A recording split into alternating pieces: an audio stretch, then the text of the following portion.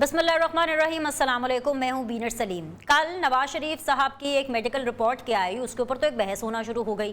बहस ये चल निकली कि भाई ये किसी पेशेंट की मेडिकल रिपोर्ट नहीं है, बल्कि एक डॉक्टर की ओपिनियन है, एक डॉक्टर की राय है। एनीवेज, जो भी उस मेडिकल रिपोर्ट में था, जो भी लिखा गया था, उसको भी हज़म पूरे तरीके से लोगों ने नहीं किया था, ना हुकूमत ने, ना अपोजिशन ने, ना देखने वालों ने, ना सुनने वालों ने। कि इतनी देर में हमने आज देखा कि लंदन से कोई सैकड़ों मील दूर, लगभग मैनचेस्टर के आसपास एक फुटेज वायरल होती है।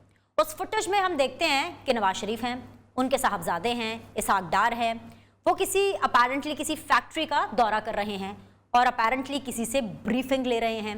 एनीवेज, फिर क्या था? फिर तो एक ना ख़त्म होने वाला तनकीद और डिस्कशन का सिलसिला शुरू हो निकला।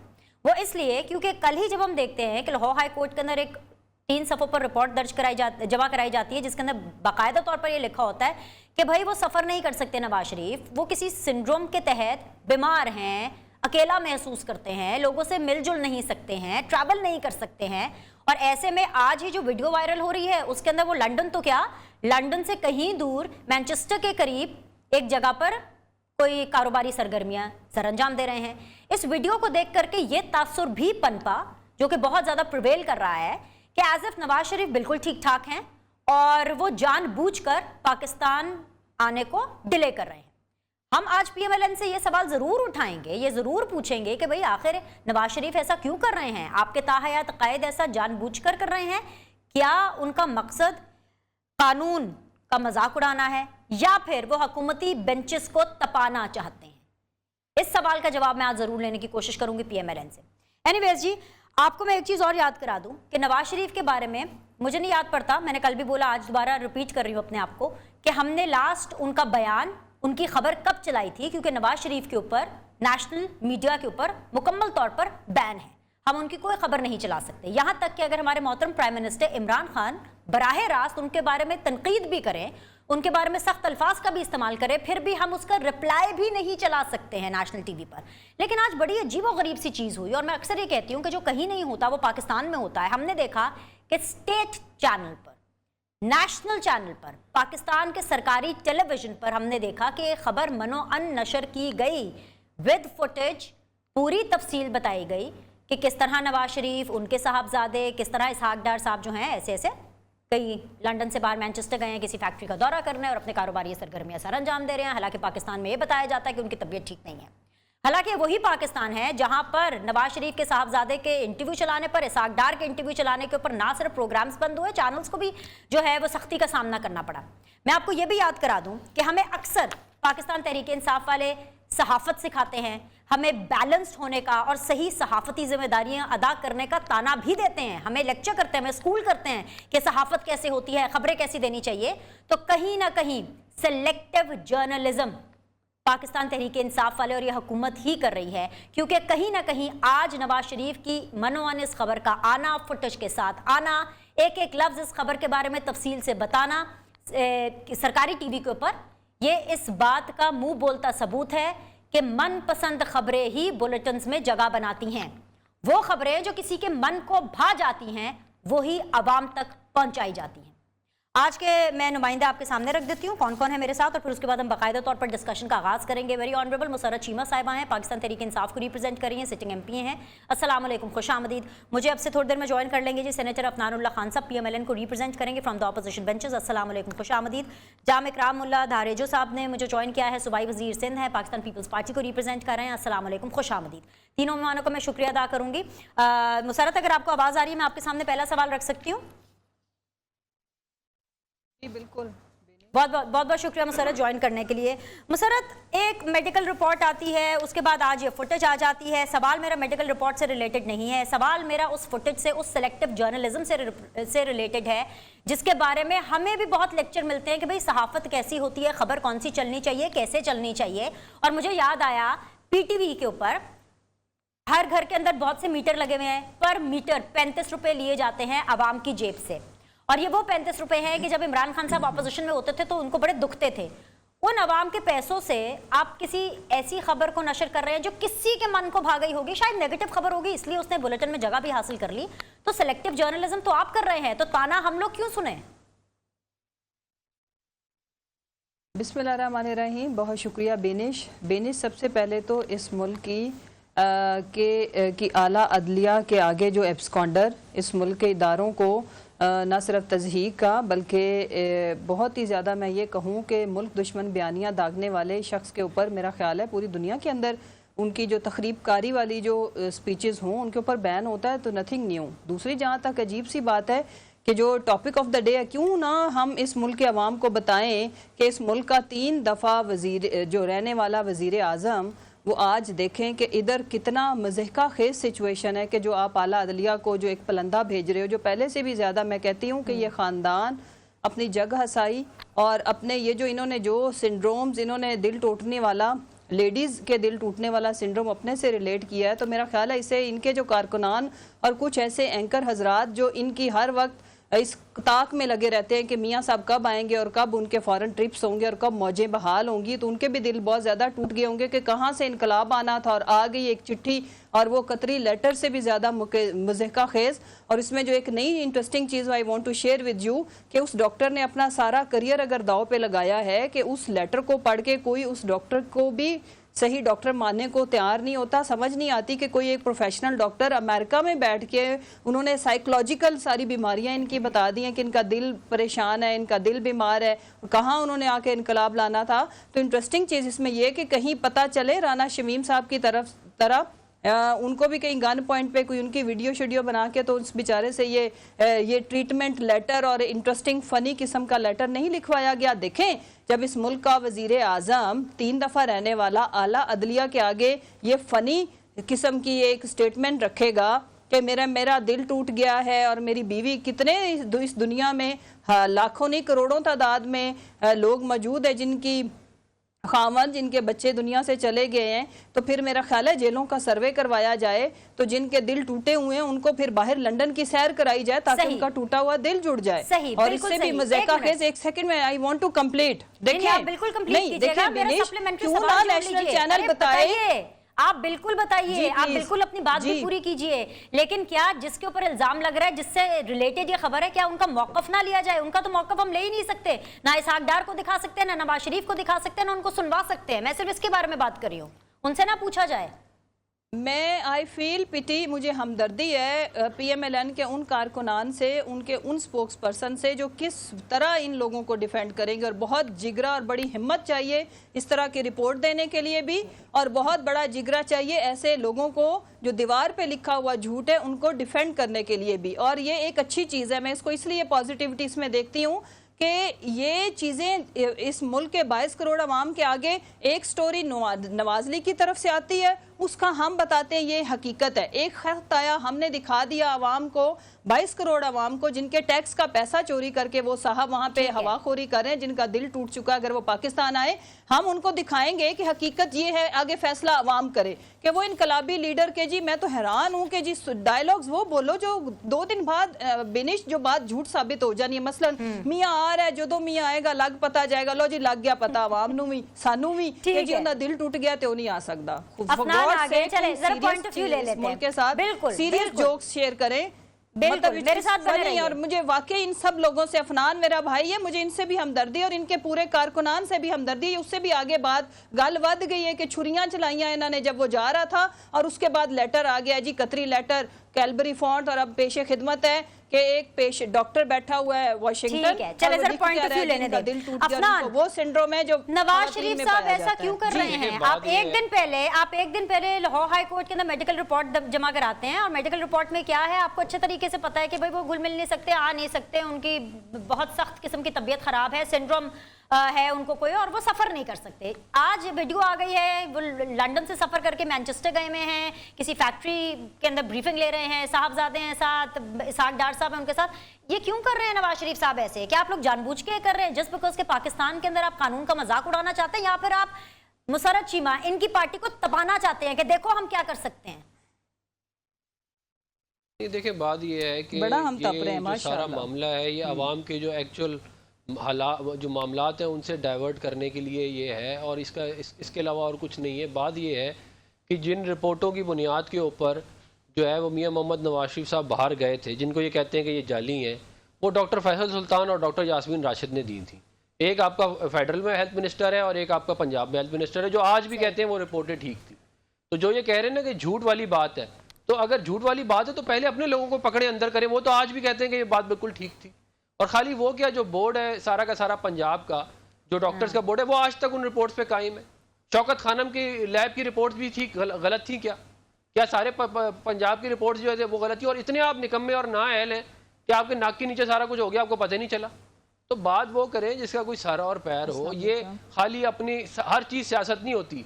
पहले कुलथुम नवाज साहिबा की बीमारी के ऊपर इन्होंने सियासत की और कहा उन्हें बीमारी कोई नहीं है वो तो। और फिर आपने देखा कि वो जो नईम उल हक साहब थे, उनका क्या असर किया इमरान खान ने। जो ये सारा झूठ बोलता रहा, उसकी नमाज जनाजा तक इमरान खान नहीं किया। नमाज जनाजा तो दूर की बात है, उसके घर तक नहीं गए बाद में कि वो दुआई पढ़ा लें। तो जो इन लोगों के, तो ये आप हमें कहते हैं आप ये बताएं कि ये आपने अटर्नी जनरल ऑफ पाकिस्तान कह रहा है, जो इनका लगाया हुआ अटर्नी जनरल ऑफ पाकिस्तान है, कि कोई ऐसा एविडेंस नहीं है जिससे ये बात की जा सके कि रिपोर्ट्स फेक थी, मगर टीवी पे रोजाना आके ये बात की जाती। ये सच है या कहते हैं आप लोगों का? और आप हमसे हमदर्दी कर रहे हैं, आप अपने आप से हमदर्दी करें कि झूठ बोलने के ऊपर आपकी पकड़ाई होगी। झूठ बोलने पे आप बचेंगे नहीं, क्या कहते हैं? ठीक है, अल्लाह ताला का अजाब आता है उन लोगों पे जो झूठ बोलते हैं दूसरों को। ठीक सेनेटर साहब, झूठ किसी को भी नहीं बोलना चाहिए। झूठ बोलना बुरी बात होती है, कोई भी बोले उसकी पकड़ होगी। जी जाम साहब, अस्सलाम वालेकुम, बहुत बहुत शुक्रिया सर ज्वाइन करने के लिए। सर हम 2-3 दिनों से यही देख रहे हैं, पहले तो ये डिस्कस होता था चोर है, डाकू है, इसने इतना खा लिया, इसने इतनी करप्शन कर ली। अब हम या तो नवाज शरीफ की मेडिकल रिपोर्ट डिस्कस कर रहे हैं या पाकिस्तान पीपल्स पार्टी का लॉन्ग मार्च जो कि होने वाला है 27 फरवरी को, वेंसो एवर। एनीवेज, लेकिन सर आपकी तो खैर डोमेन भी ये बनती है। मैं देख रही थी कि सिंध के जितने भी सनतकार हैं, जो ताजर हैं, वो सड़कों पर आए हुए हैं जस्ट बिकॉज के गैस का बहरान है। क्या आपने अपने ये रिजर्वेशंस, क्या सिंध गवर्नमेंट ने अपने रिजर्वेशंस फेडरल गवर्नमेंट को पहुंचाए हैं? क्या आप लोगों ने आगे अपने ऊपर से प्रेशर फर्दर ट्रांसफर किया है कि भाई सनतकार ताजर कितने परेशान है और इसका क्या हल निकालना है? Sir thank you Vinesh, thank you for having me. सबसे पहले मैं आपसे ये कहना चाहूँगा कि ये जो हमारे कान पक गए हैं, 2 साल से हम सुनते आ रहे हैं कि नवाज शरीफ भाग गया, ये हो गया, वो हो गया। मेरा सिर्फ सवाल इनसे ये है कि आप क्या साबित करने चाहते हैं? कि आप इतने इनकॉम्पिटेंट हैं कि आपको पता ही नहीं चला नवाज शरीफ ने गलत रिपोर्ट्स बना ली? क्या आपके डॉक्टर्स भी इतने इनकॉम्पिटेंट हैं और आपने जो एडमिनिस्ट्रेशन बिठाई हुई है पंजाब में वो इतने इनकॉम्पिटेंट हैं कि उनकी नाक के नीचे ये सब कुछ होता रहा और वो मुल्क से बाहर चले गए? असल हकीकत ये है कि इमरान खान ने ख़ुद उनको एनआरओ दिया और वो उनकी इजाज़त से बाहर गए। अच्छा, फिर जब भी मुल्क में क्राइसिस होते हैं, आपको पता है कभी गैस के क्राइसिस हो रहे हैं, कभी आटा चीनी, कभी शुगर माफिया एक्टिव है, कभी पता चलता है कि अपना यूरिया गायब है मुल्क से, एग्रीकल्चर सेक्टर में इन्होंने तबाही मचा दी है। मसला ये है कि ये सारे इन इश्यूज से अटेंशन डाइवर्ट करने के लिए ये बोलते हैं। आपको पता है कि आजकल सिंध में, कराची स्पेशली, गैस नहीं है, इंडस्ट्रीज बंद होती जा रही हैं। आपको ये भी पता है कि सिंध 70% गैस प्रोड्यूस करता है पाकिस्तान में, लेकिन आज हमारी इंडस्ट्रीज बंद होती जा रही हैं। सनतकार मजबूर हैं, रोज़ एहतजाज कर रहे हैं। आज भी उनकी प्रोटेस्ट थी। हमारे चीफ मिनिस्टर साहब, हम बारहा प्राइम मिनिस्टर को लिख चुके हैं कि सिंध का पहला हक है, सिंध को गैस दी जाए। लेकिन मुझे अफसोस से कहना पड़ता है कि कोई भी सुनने वाला नहीं, आवाम के जो इश्यूज़ हैं उन पे कोई भी बात करने वाला नहीं। सिर्फ इनको ये फिक्र है कि सियासत की जाए, सिर्फ नवाज शरीफ की बातें हो रही हैं। आपने इश्यूज़ पे क्या काम किया है मुझे बताएं। आपने देखा शुगर माफिया बड़ा शोर हुआ कि ये लोग मुलविस हैं, उनको क्या हुआ? कुछ नहीं हुआ। आटा स्कैंडल में कौन गया? कोई नहीं। आप देखें चीनी स्कैंडल, जो भी बड़े बड़े यूरिया स्कैंडल्स, किसी में एक बंदे को नहीं पकड़ा गया। सिर्फ ये एक टैक्टिस है अटेंशन डाइवर्ट करने के लिए, जो लोगों के इश्यूज़ हैं, ताकि लोग उस पर बात ना कर सकें और किसी तरह उनको दूसरे रास्ते पे लगाया जाए। ठीक है, एक छोटा सा ब्रेक लेते हैं। ब्रेक के बाद वापस आएंगे, तीनों पैनलिस्ट हमारे साथ बने होंगे, डिस्कशन को यहीं से रिज्यूम करेंगे। Will be back in a bit.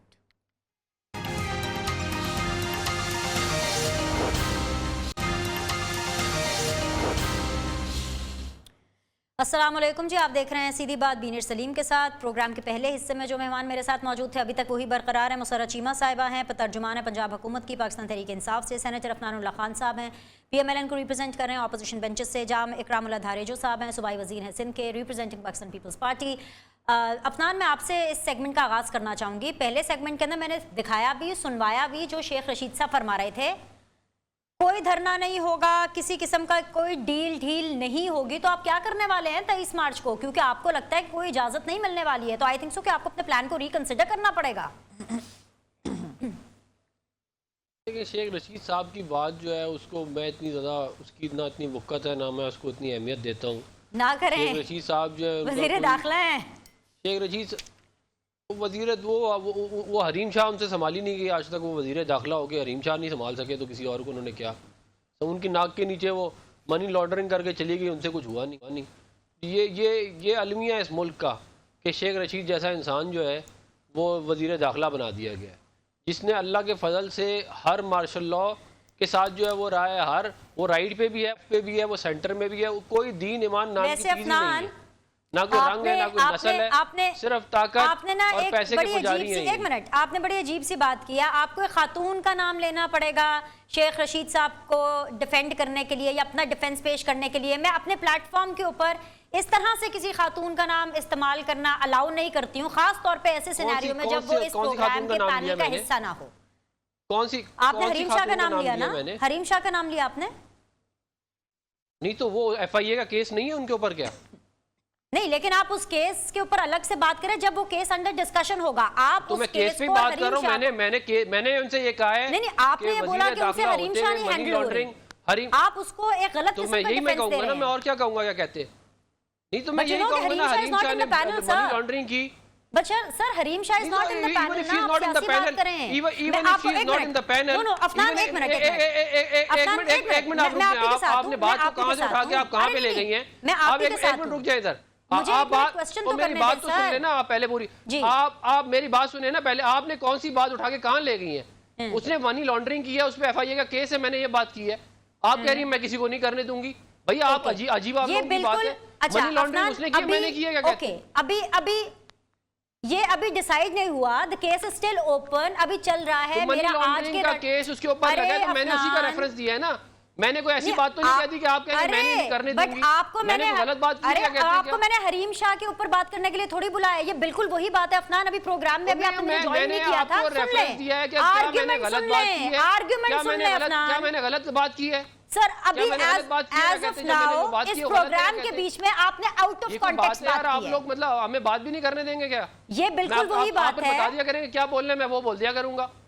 Sir आपको आपसे रनडाउन सियासी हवाले से शेयर मुझे क्या बोलने में वो बोल देता हूँ। बिल्कुल सियासी बात करेंगे ना हम, आप सियासी बात करेंगे, आपके साथ भी करेंगे, सबके साथ करेंगे। आपके मुल्क में मनी लॉन्ड्रिंग हो रही है, जो मनी लॉन्ड्रिंग कर रही है उनका मैं मेंशन ही नहीं कर सकता, तो फिर आप मुझे बताएं ना मैं क्या कर सकता हूं। वो कह रहे हैं कि शहबाज शरीफ ने मनी लॉन्ड्रिंग की है 16 अरब के। अच्छा चलें, ऑलराइट, आपको मनी लॉन्ड्रिंग की बात करनी है, हरीम शाह की फिक्र ना करें। आप मुझे शहबाज शरीफ का जवाब दे दें। वो कह रहे हैं 16 अरब शहबाज शरीफ ने मनी लॉन्ड्रिंग की है। हम आगे से उनका जो एक्चुअल केस है उसके ऊपर भी बात नहीं कर सकते।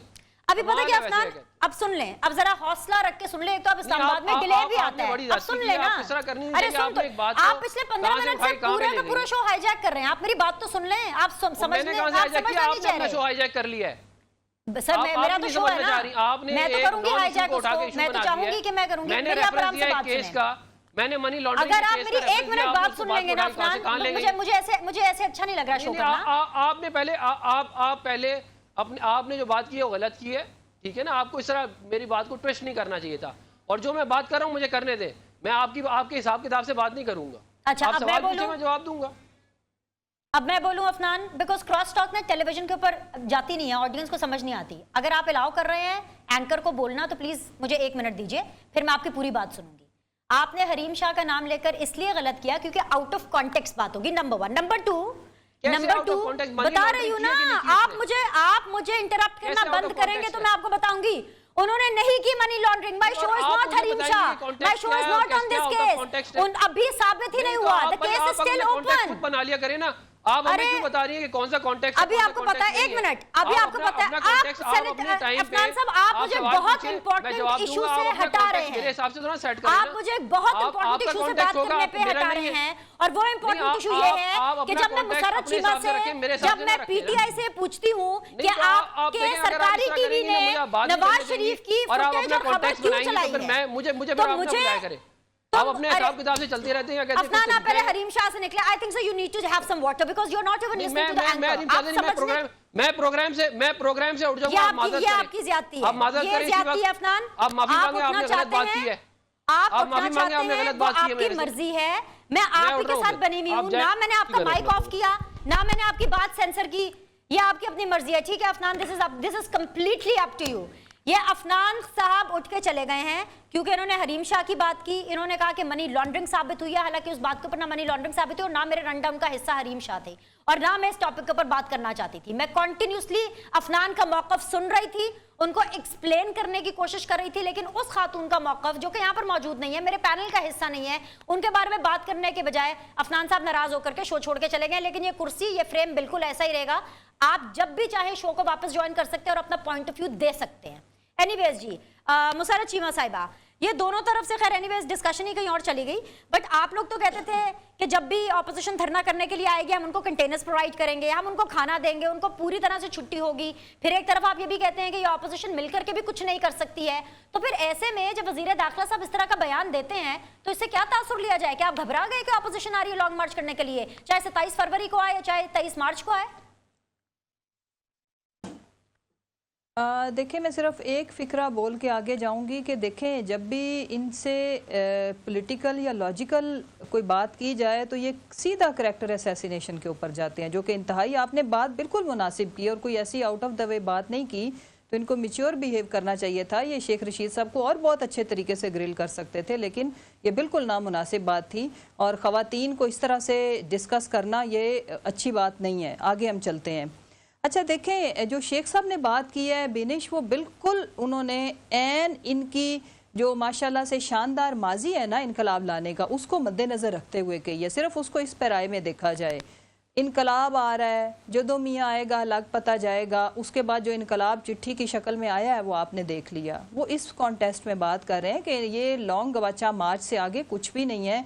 उससे पहले पीडीएम बनी, जब ये कुछ नहीं कर सके तो अब तो ये टूट फूट का शिकार है। ये एक डेट अनाउंस करते हैं, वो दूसरी जमात वाले एक और डेट अनाउंस कर देते हैं और फिर ये अपनी ही अनाउंस की हुई डेट के ऊपर इंशाल्लाह एक ज़बरदस्त प्रेस कॉन्फ्रेंस होगी। ज़बरदस्त जोड़े पहन के एक अच्छी सी खाने पीने करके ये प्रेस कॉन्फ्रेंस ही करेंगे और अगली डेट ही अनाउंस करेंगे। देखें, लॉन्ग मार्च लाने के लिए, तहरीकें चलाने के लिए आपका एजेंडा, आपका बयानिया और सबसे पहले अवाम की इमदाद, और अवाम तो इनके साथ हरगिज़ नहीं है। जो ये रिपोर्टें भेज रहे हैं और उसके बाद अगले दिन जो फुटेजेस आ रही हैं कि कारोबार करते फिर रहे हैं, भले चंगे माशाल्लाह, अल्लाह उनको सेहत दे, लेकिन उसके बाद अवाम कोई बेवकूफ़ है और PMLN का वर्कर कोई बेवकूफ़ है जिन्होंने 40 साल ऐसे लोगों के पीछे लगा दिए। इधर वो सौंपते से जब कभी भी आजमाइश का वक्त आया, वो कौन सा लीडर होता है जो मतलब ये कह के मेरा नाजुक दिल है, मैं शकीला जमीला हो गया हूँ तो मुझे मेरा दिल टूट जाएगा? ये कोई तरीका होता है? भाई इनकलाब, इनके लिए लोग अब निकलेंगे। मुझे ये बताओ, पहले नहीं निकले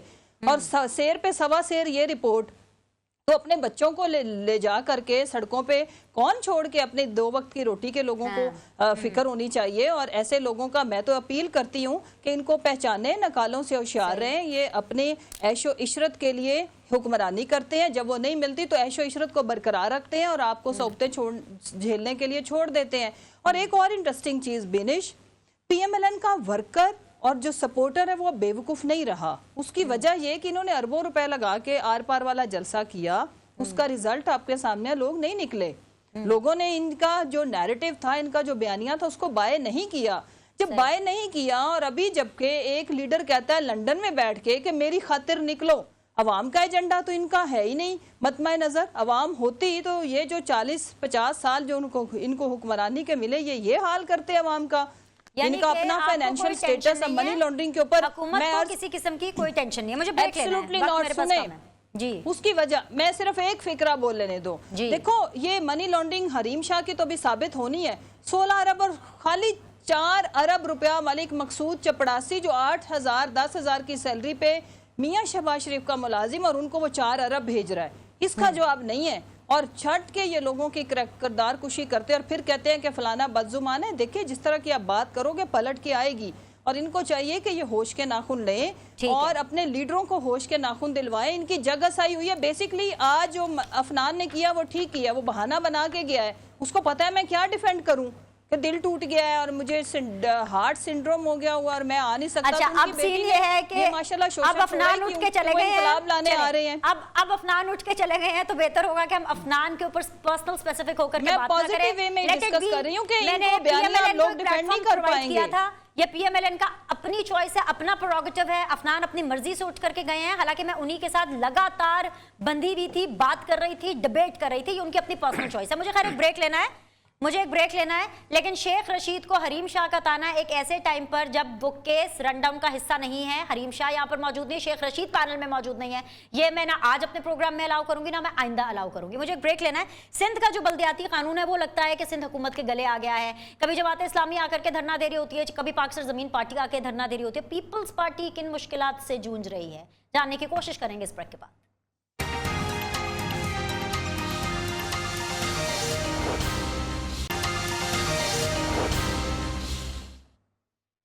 ब्रेक के बाद आप लोगों को खुशामदीद कहते हैं। फाइनल राउंड ऑफ डिस्कशन है और इस सेगमेंट में भी अनफॉर्चुनेटली पीएमएलएन हमारे साथ नहीं है क्योंकि अफनान उठ के चले गए, नाराज हो गए। लेकिन मुसर्रत चीमा पाकिस्तान तहरीक इंसाफ से, जाम इकरामुल्लाह धारेजो साहब सूबाई वजीर सिंध पाकिस्तान पीपल्स पार्टी के हमारे साथ बने हुए थे। धारेजो साहब, आज बिलावल साहब जो थे वो लाहौर में ही थे, काफ़ी मसरूफ दिन गुजारा। उन्होंने कुछ चंद सहाफ़ियों के साथ आज लंच भी किया, लेकिन क्योंकि वो पूरी की पूरी जो गुफ्तगू थी वो ऑफ द रिकॉर्ड थी तो ज़्यादा मैं उसके बारे में डिटेल्स तो रिवील नहीं कर सकती। लेकिन इतना ज़रूर कहूँगी कि जो सिंध का जो बल्दियाती जो बिल है उस हवाले से सवाल किया गया तो उन्होंने कहा कि मेरी लीगल टीम इसको लुक आफ्टर करेगी। लेकिन सर, आप लोग सिंध के अंदर तो बहुत ज़्यादा मुश्किलात का शिकार हैं। एक पार्टी को उठाते नहीं है धरने से, दूसरी पार्टी आ जाती है, फिर ऊपर से आप प्लान कर रहे हैं फेडरल को टफ कंपटीशन देने का लॉन्ग मार्च की सूरत में, तो आप ये सब चीजें कैसे करेंगे? बेहतर है कि उनसे बात करें, मनाएं and sort out the issue. देखें, बीनिश पीपल्स पार्टी एक जमहूरी पार्टी है। हम जमहूरियत पे यकीन रखते हैं, चाहे वो पार्लियामेंट में हो या चाहे पार्लियामेंट से बाहर हो, हम सबको साथ लेकर चलना चाहते हैं। आपने माजी में देखा है, जैसे 1973 का कॉन्स्टिट्यूशन हो या 18th अमेंडमेंट हो, और पाकिस्तान पीपल्स पार्टी ये वाहिद पार्टी है जो सबको साथ लेकर चली और सब पार्टीज़ ने इस पे एग्री किया और सब पार्टीज़ आज भी इस बात को अप्रिशिएट करती हैं कि ये कारनामा सिर्फ पाकिस्तान पीपल्स पार्टी दे सकती है।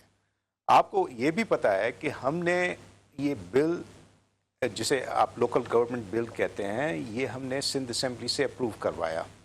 आपने दूसरे सूबों में देखा होगा, पंजाब में देखा, वहाँ अभी तक पास नहीं हुआ, ऑर्डिनेंस के ज़रिए बिल लाया गया।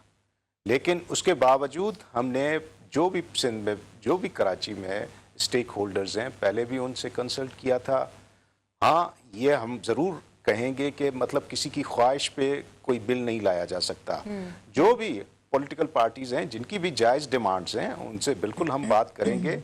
जैसे जमात इस्लामी, इन लोगों ने धरना किया, हमारे चीफ मिनिस्टर साहब, हमारी टीम गई, उनसे मिले, जो भी उनके खदशात हैं, जो भी उनकी जायज़ डिमांड्स हैं, हमने एक्सेप्ट की हैं और उनको आगे लेकर चलेंगे। और दूसरी जैसे पीएसपी वाले हैं, दूसरे दोस्त हैं, सबसे बात हो रही है, सबसे। लेकिन आपको ये भी याद दिलाना चाहेंगे कि ये जो डेवोल्यूशन पावर्स, हम इस पे यकीन रखते हैं, पाकिस्तान पीपल्स पार्टी यकीन बातचीत से ही इस मसले का हल निकाला जाएगा। आज के लिए इतना ही, बहुत बहुत शुक्रिया आपको ज्वाइन करने के लिए। I have to wrap up, I am so sorry, I am running out of time. आज के लिए इतना ही, आप लोग के फीडबैक का इंतजार रहेगा। मंडे को फ्रेश शो लेकर आपकी खिदमत में हाजिर होंगे। सी यू।